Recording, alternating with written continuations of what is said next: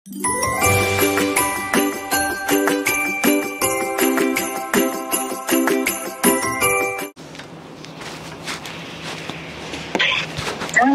selamat pagi Kak Yuli. Selamat pagi Mbak Selamat malam. Mas Andro. Ikut tadi loh Kak. Habisnya visaku bulan 11 tanggal 25. Terus saya mau cuti. Berapa hari sebelum habis visa paling mepet kembali ke Hongkong ya? Oke, sebentar. Ini saya rekam masuk ke YouTube, boleh ya? Boleh, nggak apa-apa Kak. Oke, siap. Nah, pokoknya kalau visanya masih hidup dan majikan tidak memutus kontrak, itu sampean udah kerja berapa lama ini? Bulan 11 itu 7 tahun Kak di satu majikan ini. Rencana mau renew kontrak apa enggak? Sudah Kak, ini sudah renew kontrak. Terus bulan 11 itu seharusnya extend visa. Oh, bulan 11. Oh, berarti sampean balik ke Hongkong sebelum bulan 11 tanggal 25. Iya, itu seharusnya kalau dimepetkan tuh berapa hari sebelum habis visa. Pokoknya Visa bulan 11 sebelum tanggal 25, sebelum jam 12 malam itu masih bisa masuk Hongkong. Jadi batas Jutking sampean itu kan tanggal 25. Kalau sesuai tertera yang di visa sampean, iya kan? Jadi sampean bisa aman masuk ke Hongkong itu yang penting sampai batasnya itu tanggal 25 sebelum jam 12 malam. Oke Kak. Jadi lebih tenangnya sampean kasih stand 1 hari sebelumnya atau tanggal 24 sampean balik Hongkong itu nggak ada masalah. Kalaupun bener-bener mepet kayak gitu ya, itu nggak ada masalah. Cuma tergantung sampean kepengennya balik ke Hongkong kapan, itu nggak ada masalah. Kalau seandainya bulan 11 tanggal 1 nggih monggo, nggak ada masalah. Yang penting jangan lewat dari tanggal 25 sebelum jam 12 malam. Itu aja sih Mbak. Oke. Lagi Kak sebentar. Monggo. Paspor saya habisnya bulan 2 tanggal 24 bulan 2. Sebentar. Saya tulis bulan dulu. 2 2024 tanggal 23. Tanggal 23 bulan 2 2024. Ya. Terus berarti kalau dalam proses 6 bulan sebelum sampean perjalanan balik ke Hongkong itu sampean harus sudah balik ke Hongkong. Sebentar ya. Karena untuk proses perjalanan itu paspor sampean masih hidup minimal 6 bulan. Ya, berarti kalau bulan 2024 kan, kalau dikurangi 6 bulan berarti kan 8. 8, 9, 10, 11, 12, 1, 2. Jadi bulan 8 sampean harus balik ke Hongkong. Bulan 8 harus kembali ke Hongkong. Iya. Nah, tapi sebelum Kak, sebentar.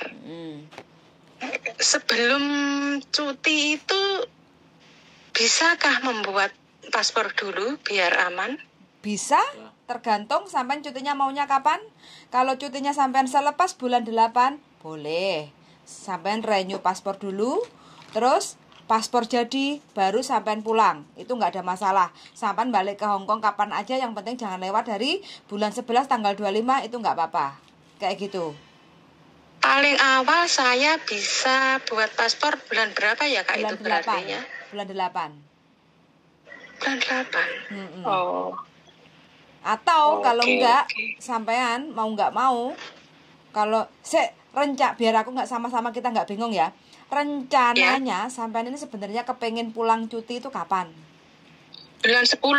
Bulan 10. 1 bulan gitu. Ya. 1 bulan, taruhlah bulan 10 cuti, terus bulan 11 balik ke Hongkong, kayak gitu kan? Iya. Oke, ada 2 cara. Sampean di Hongkong paling tidak bulan 8 nanti booking kan. terus habis itu Ya. bikin paspor dulu, terus bulan 10 pulang ke Indonesia, terus balik ke Hong Kong bulan 11 itu nggak ada masalah, aman, tentram, sentosa, perjalanan lancar. Atau sampai nanti waktu pulang sebelum renew paspor di Hong Kong, sampai juga bisa untuk perbarui paspor di Indonesia, tergantung. Tapi untuk lebih mudahnya, sampai perbarui paspornya di Hong Kong. Soalnya syarat untuk bikin renew paspor di Hong Kong itu lebih mudah daripada di Indonesia. Oh, oke Kak, makasih, jelas banget. Kayak gitu. Jadi kalau sampai penjelasannya. Jadi kalau pulangnya bulan 10 itu wes nggak ada masalah. Jadi nanti bulan 8 sampai bisa booking kan? Booking untuk renew paspor kayak gitu. Atau kalau seandainya sampai kesulitan untuk booking kayak gitu kan, sampai bisa datang langsung ke KJRI sambil bawa tiket kayak gitu. Mudah-mudahan dibantu untuk sampean bisa bikin paspor sebelum sampean jadwal pulang ke Indonesia. Begitu, Mbak. Oke. Sebentar, satu lagi Kak. Nggih, monggo. Berarti bookingnya itu pakai paspor lama nggak apa-apa ya Kak? Booking tiketnya? Nggak apa-apa no, Mbak. Kan masih hidup paspor lamanya.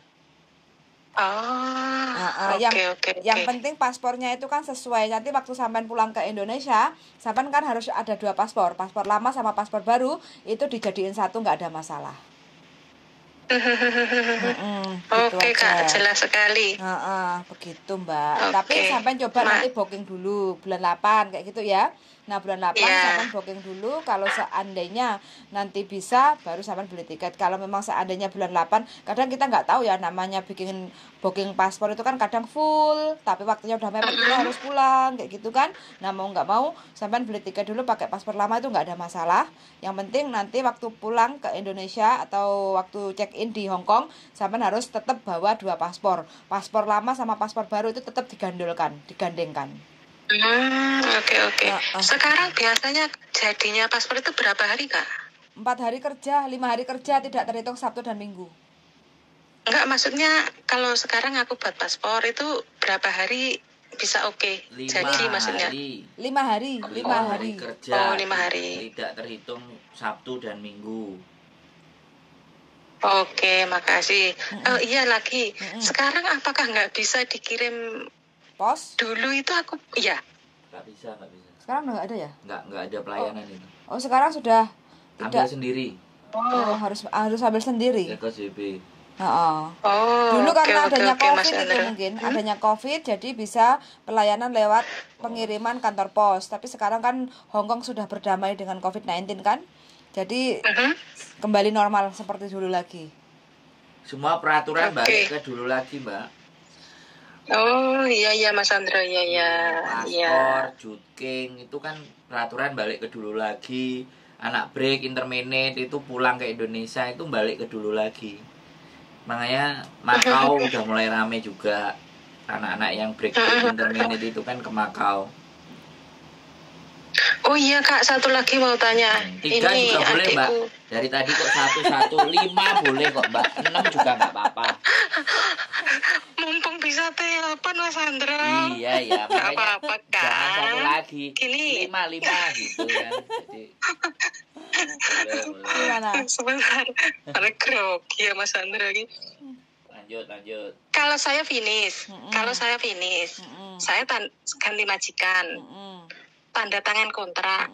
Apakah bisa saya tunggu di Indonesia? Bisa, sangat-sangat bisa sekali. Loh. Yang penting sampean jangan lewat dari 6 bulan selepas finish kontrak. Jadi sampean dapat majikan, terus pulang ke Indonesia nunggu visa, kayak gitu kan paling proses kan kurang lebih 3 bulan, kayak gitu kan. Dan saya rasa 3 bulan kan cukup toh Mbak, sampean balik lagi ke Hong Kong kayak gitu. Tapi kalau sampean lewat dari 6 bulan, nanti sampean ikut aturan baru, harus uji kom lah, harus rekom lah, harus PAP lah, kayak gitu.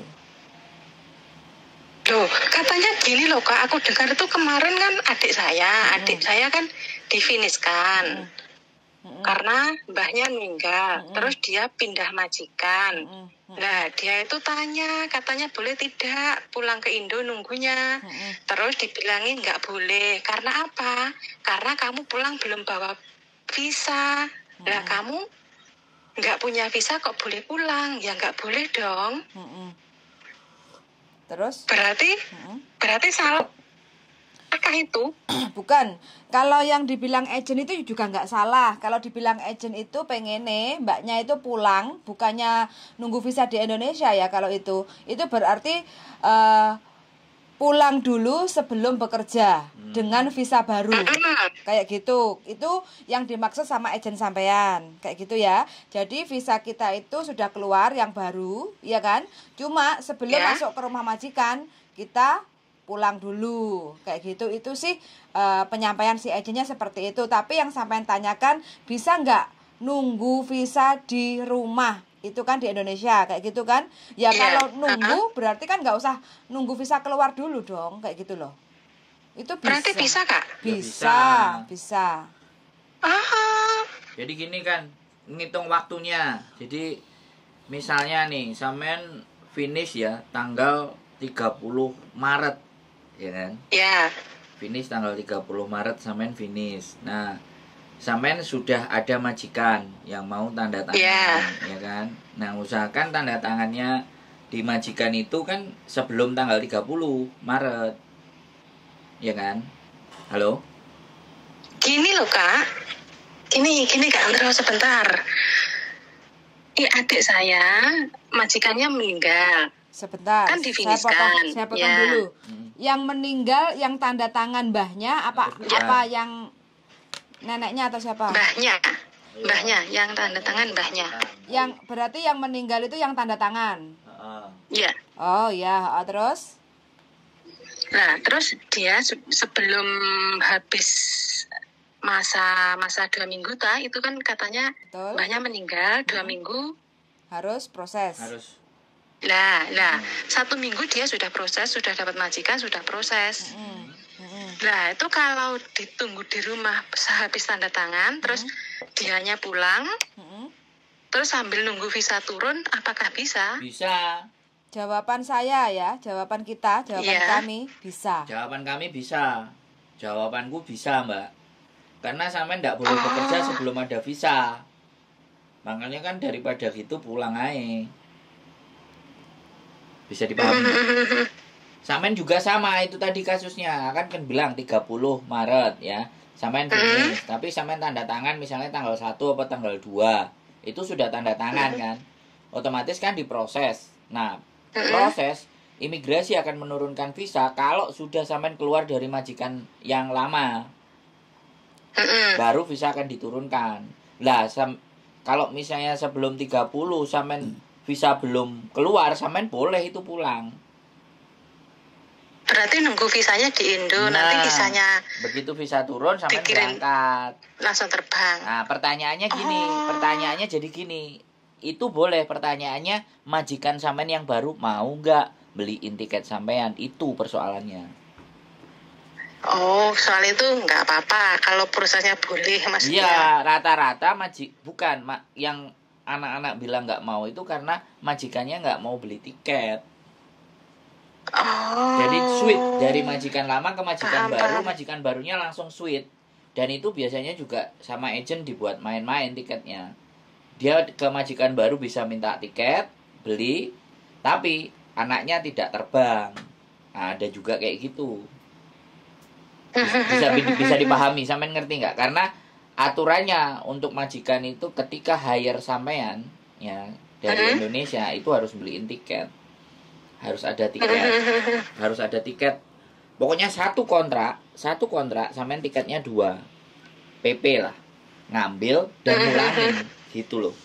Itu peraturan. Oke, paham Mas Andrew. Nah, wis. Nah, sekarang visa, kalau nunggu visa sekarang berapa hari? Berapa lama gitu ya? Berapa lama? Iya, Kak. Tergantung visa apa. Kalau extend pokoknya biasanya normal nih untuk proses visa. Ganti majikan itu loh, Kak.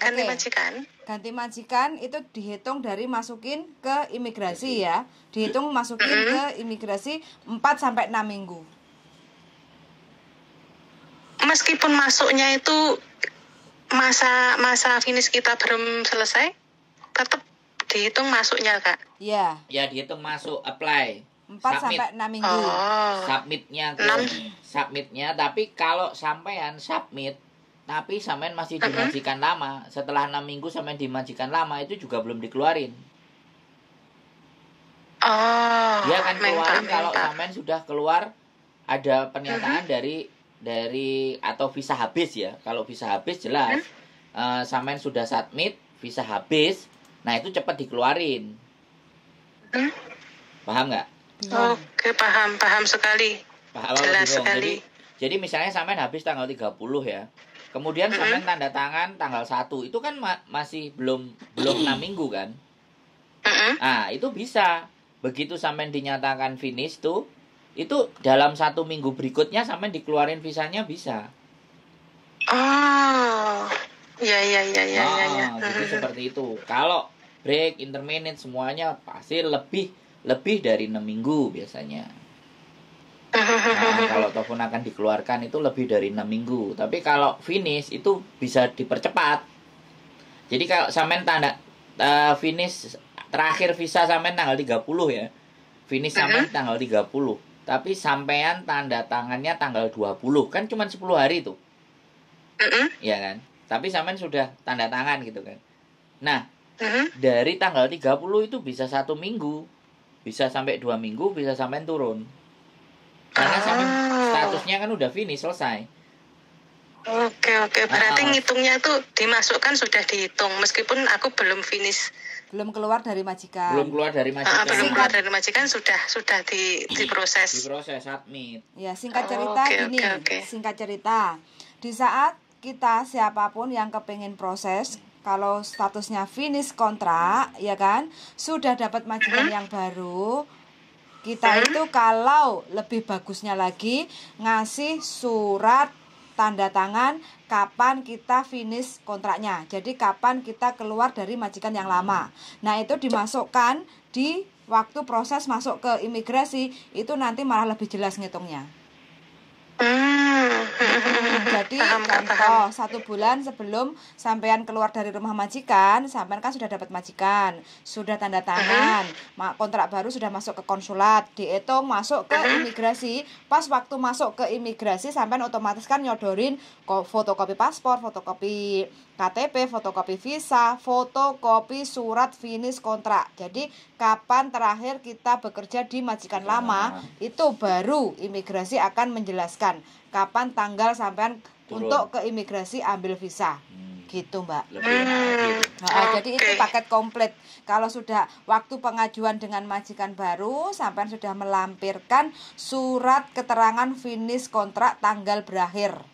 Jadi kontrak kerja yang lama itu dengan majikan lama, itu finish kontraknya keluar majikannya tanggal berapa. Nah, itu dilampirkan waktu sampean pengajuan dengan kontrak majikan baru. Nih. Betul. Oke. Ini sudah selesai. Ini enggak semuanya teman-teman tahu proses dan hal ini. Makanya rata-rata pada bingung. Makanya kita selalu ngomong pentingnya surat finish kontrak kayak gitu. Release letter. Jadi yang biasa yang diminta sama teman-teman kan cuma hitung-hitungan gaji toh. Tidak terlalu diperhatikan tentang pentingnya surat finish kontrak. Karena surat finish kontrak itu akan mempengaruhi mudahnya proses kita untuk ganti majikan dengan kontrak yang baru begitu, Mbak. Jadi nggak cuma. Tapi kalau sudah pasrah agent kan agentnya tahu toh, Kak. Pastinya tahu. Nah, pasrah sama agent. Sekarang persoalannya agentnya, ya kan, itu ngurusi apa enggak, tahan atau tidak, gitu. Anak-anak kan semuanya udah blek ke agent gitu loh. Biasanya kan kita nggak akan ngurusi. Intinya tolong sertakan surat finish saya, gitu kan kita enggak tahu. Iya. Biasanya kan kita. Iya, karena kan memang sekali lagi ini kacamatanya kalau di agent, sampean nggak perlu ribut-ribut nanya, karena si agent kan dapat duit dari majikan baru, bisa dipahami nggak? Makanya dia ngerjain. Tapi kalau giliran anak-anak yang break intermittent, agent kan males proses anak-anak yang break dan intermittent. Nggak semua agent bisa. Nggak semua agent mau. Makanya dengan proses begini, diceritakan begini, walaupun break ataupun intermittent itu diharapkan teman-teman itu juga ngerti. Bisa dipahami nggak? Jadi pembelajaran Samen dengan Samen bertanya ini kita gunakan untuk bisa menjelaskan ke teman-teman. Break, interminate, release letter itu juga penting. Surat terakhir dan alasan reason itu harus pegang satu. Nah, itu yang tidak seberapa dihiraukan. Hampir semua teman-teman, kalau saya katakan hampir 90% mereka tidak terlalu peduli dengan surat-surat itu gitu. Karena Hong Kong kan udah bikin formnya. Gitu loh. Hong Kong bikin formnya itu untuk apa ya? Untuk record gitu loh. Di Hong Kong itu recordnya semuanya ada. Yang 13 tahun aja dia jualan di Victoria Park, visa kemarin kita proses dari Indonesia nggak turun, Mbak. Ada catatannya. Ada catatannya. Jadi suratnya ke agentnya turun, suruh ngelaporin suruh menceritakan kronologis kasusnya apa aja waktu di Hong Kong atau di luar Hong Kong. Dia sampai nanya kayak gitu. Jadi seperti itu pentingnya. Ya kalau finish anak-anak kan kadang-kadang nggak terlalu mikir, udah kasih ke agent, dapat majikan baru biar urus agent yang baru. Nah itu karena juga nggak kayak bagaimana ya, sekali lagi agent kan juga seneng sama anak yang finish. Nah, cuman ya itu tadi, pulang Indonesia dan nggak pulang Indonesia itu strategi juga buat mereka agent. Yang penting menjadi haknya sampean itu sebenarnya dalam satu kontrak itu double tiket PP.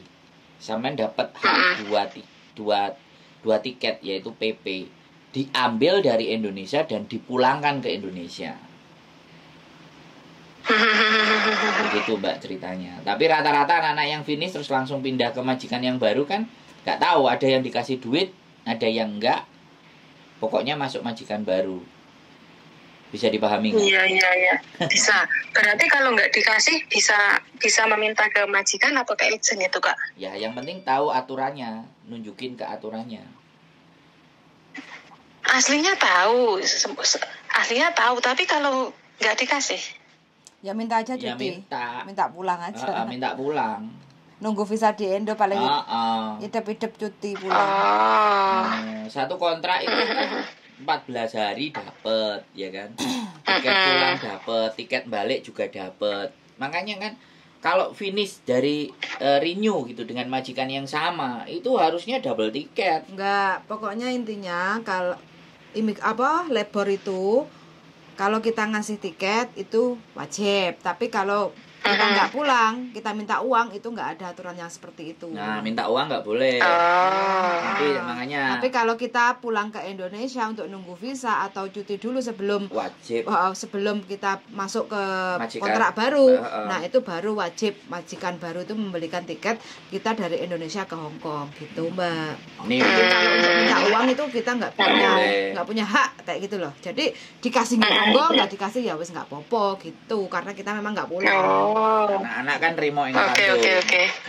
Begitu.